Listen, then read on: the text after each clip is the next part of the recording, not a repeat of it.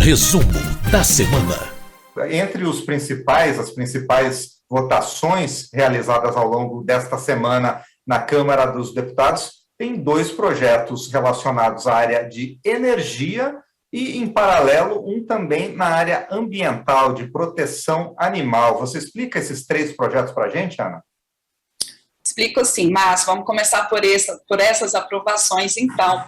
Esse projeto teve um projeto bastante discutido na Câmara, e já vinha sendo discutido há um tempo, e ele agora teve um acordo para sua votação, que ele traz, Márcio, um novo marco regulatório para aqueles pequenos microgeradores de energia. Aquela pessoa que, por exemplo, tem um painel de energia solar fotovoltaica na sua residência para produzir energia, ou numa propriedade rural, né, aquele produtor que utiliza a biomassa para produzir energia. Como é que é hoje?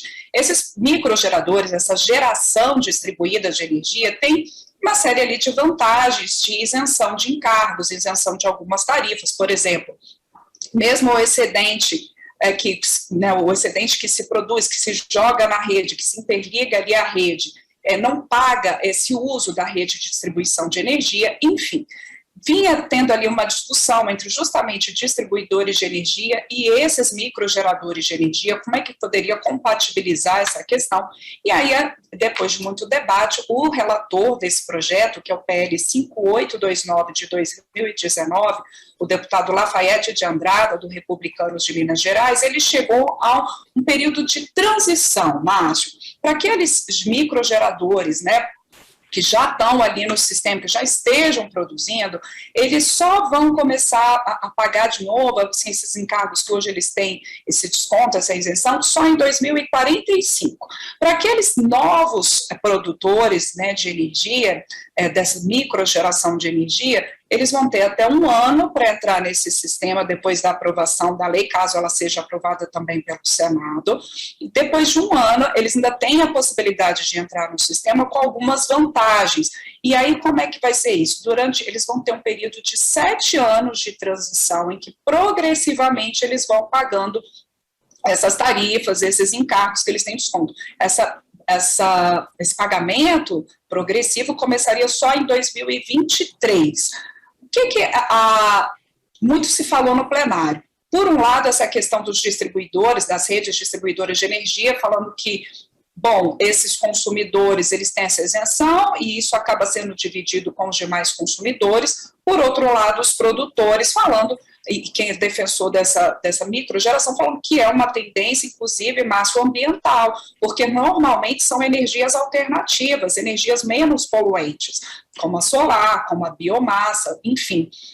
E aí o próprio relator colocou no plenário, Márcio, o deputado Lafayette de Andrada, que ele não considera que esse custo seja colocado para os demais consumidores, porque no fim todos ganham. Ele citou, por exemplo, que quando você tem essa microgeração de energia, essa geração de energia distribuída por fontes alternativas, você diminui a dependência, por exemplo, de uma geração centralizada e até das termoelétricas. A gente está vivendo agora um momento de crise hídrica, isso tem afetado os nossos reservatórios de hidrelétricas e com isso o governo tem que ligar as termoelétricas e a tarifa de energia sobe. Então, o relator até colocou esse ponto. Se você tem microgeração estimulada, você depende menos, por exemplo, quando tem esses momentos de crise hídrica, da geração por termoelétricas, e essa geração impacta na tarifa de energia que todos nós pagamos. Essa foi uma questão. Outro projeto relacionado à energia aprovada, Márcio, trata ali diretamente do consumidor de baixa renda. É o PL 1106 de 2020, e o que ele prevê? Ele prevê a inscrição automática no Programa Social de Tarifa Social de Energia Elétrica, no Programa de Energia Elétrica, para pagar menos na conta de luz, para aquelas famílias que já estejam inscritas, Márcio, no Cadastro Único de Programas Sociais do Governo Federal, o CadÚnico. Hoje, essa não é uma inscrição automática, por incrível que pareça, e essa burocracia faz, Márcio, segundo cálculos do autor dessa proposta, o deputado André Ferreira, do PSC de Pernambuco, que mais de 12 milhões de famílias de baixa renda continuem pagando a conta de luz normalmente, sem desconto. Um desconto que pode chegar até 65% para esse consumidor de baixa renda. Então, essa proposta, ela permite que, se a família está ali inscrita no CadÚnico de Programas Sociais do Governo Federal, automaticamente ela vai estar na tarifa social de energia. de energia elétrica, pagando menos na conta de luz. Essa proposta ela já tinha passado pelo Senado, portanto, agora com essa nova votação dos deputados, ela vai para a sanção presidencial. Por fim, Márcio, você falou da questão do meio ambiente, e é isso mesmo, a gente teve uma outra proposta aprovada nessa semana, o PL 4206 de 2020, que ele proíbe tatuagens e piercings e cães e gatos para fins estéticos. Até a gente fica pensando, poxa, mas tem gente que faz isso? Tem gente que faz isso. E aí essa proposta vem para proibir essa prática, prevendo que ela pode ser punida com 3 meses a 1 ano de detenção, mais multa. Pois é, eu tenho uma tatuagem da minha gata, Ana Raquel Macedo, na perna, mas nunca vou fazer o contrário, não. As pessoas podem ficar tranquilas. A gente pode optar, né, Márcio, se a gente quer ou não tatuagem ou piercing, os cães e gatos não. Exatamente. Bom, tem outras 2 propostas aprovadas nessa semana, uma na área de segurança pública, e a gente também finalmente resolveu, depois de muito tempo, né, os deputados resolveram a questão da reforma eleitoral. Conta um pouco disso para a gente, Ana. Isso, Márcio, a gente tem então essa questão da mudança penal, que é o seguinte, é o projeto 5391 de 2020. Essa proposta, Márcio, ela prevê que condenados por assassinato de policiais ou militares, por conta dessa condição de policiais ou militares, que então os assassinos desses policiais e militares, eles cumpram pena no regime diferenciado. O que é esse regime diferenciado? Vamos lembrar aqui quem está acompanhando a gente no resumo da semana. Cela individual, visitas restritas, fiscalização da correspondência que chega para esse detento, menos saídas da cela. Esse regime ele tem um máximo de prazo ali, máximo de 2 anos, que o preso, né, pode ficar nesse regime diferenciado. E, bom, a pena para esse tipo de assassinato já é uma pena qualificada, já é considerada ali crime hediondo, ela pode chegar de 12 a 30 anos de reclusão, e o relatório do deputado subtenente Gonzaga, do PDT de Minas Gerais, ele prevê que essa regra, Márcio, ela vale tanto para a tentativa de assassinato de policial ou militar, como efetivamente o assassinato, como também para quando isso acontece com o cônjuge desse policial ou militar, ou parentes de até 3º grau, e prevê ainda que haja a indicação de preferencialmente esse assassino ali, né, essa pessoa condenada pelo assassinato de policial, que ela cumpra a pena em prisão federal, em presídios federais. Teve muita polêmica no plenário sobre essa proposta, ela que foi apresentada ali por vários parlamentares, e deputados de oposição, principalmente, colocando que essa indicação para presídios federais, isso não tem um cálculo de como que isso pode alterar o fluxo de presos para essas penitenciárias federais, inclusive alguns deputados de oposição colocando que esses presídios foram pensados para chefes do tráfico, chefes do crime organizado. Enfim, de toda forma, houve também muitas manifestações favoráveis a essa proposta, colocando que os policiais, que os militares, que no seu exercício da profissão, eles sofrem, é uma atividade de muito risco, né, Márcio, inclusive para os seus parentes. Então, a proposta foi aprovada. A outra proposta, como você disse, reforma eleitoral. A gente já tinha comentado da reforma eleitoral no resumo da semana passada, o último resumo da semana, para quem acompanha a gente aqui toda semana, e agora os deputados votaram o 2º turno dessa proposta. Como ela muda a Constituição, a gente lembra aqui, ela precisa de 2 turnos de votação, com no mínimo 308 votos favoráveis na Câmara. Foi aprovado, então, o 2º turno. A diferença em relação ao texto do 1º turno, Márcio, é que saiu ali agora desse texto definitivamente agora aprovado, a mudança nas regras de cláusula de desempenho, que é aquela regrinha ali para que os partidos tenham direito ao fundo partidário, eles têm que ter um mínimo de votos no legislativo distribuídos por todos os estados. Havia uma previsão no texto do 1º turno que também se contasse para esse cálculo a eleição de senadores, mas isso acabou saindo do texto. E o que ficou? Vou citar aqui algumas questões, relembrar um pouquinho aqui para quem acompanha a gente nesse resumo da semana.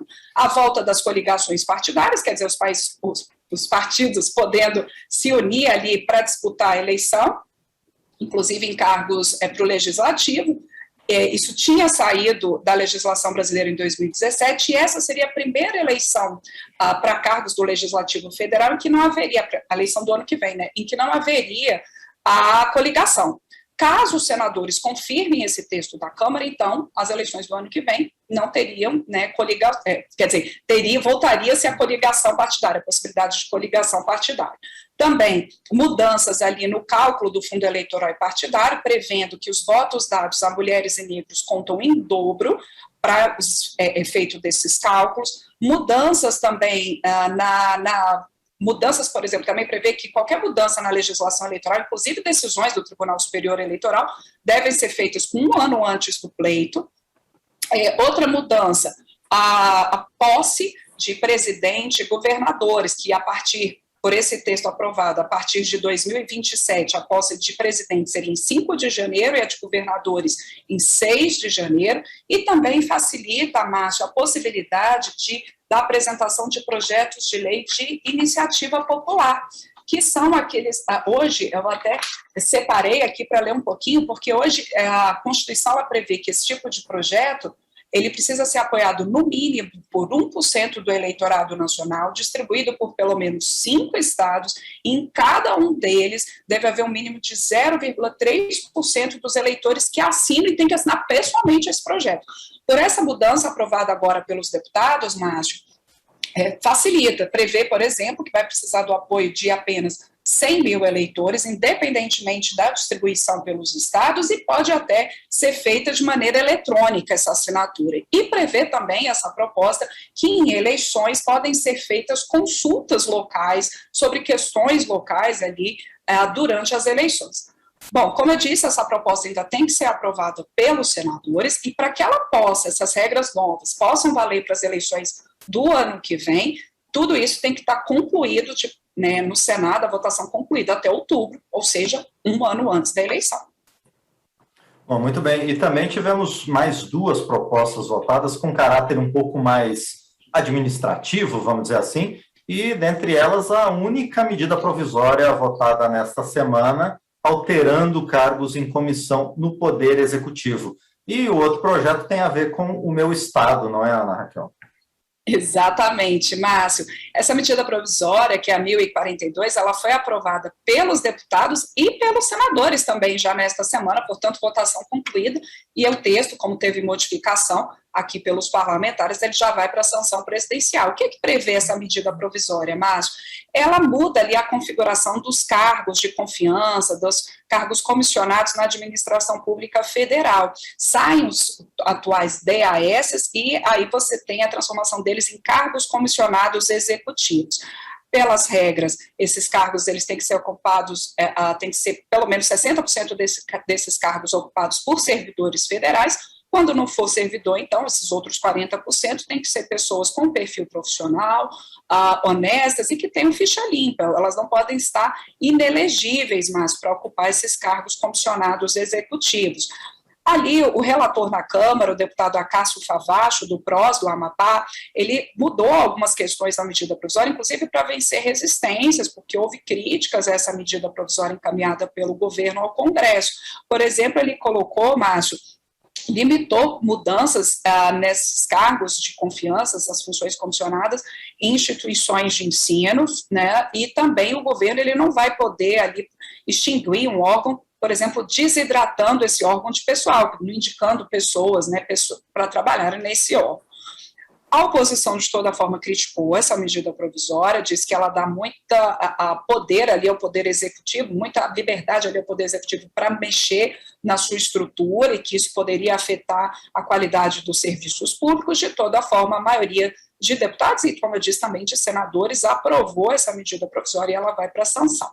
Por fim, a gente fala do seu estado, Paraná, Márcio, e é uma homenagem. Exatamente. É uma figura muito conhecida do Paraná, que morreu, né, faleceu esse ano, que é o Jaime Lerner, que foi ali, foi um arquiteto, urbanista, prefeito de Curitiba por 3 vezes, governador do Paraná por 2 vezes, e ele teve ali algumas marcas importantes na cidade de Curitiba. A gente sempre lembra da questão do transporte, a questão dos parques, isso tudo ali teve a mão do Jaime Lerner. E qual que foi essa homenagem que a Câmara fez?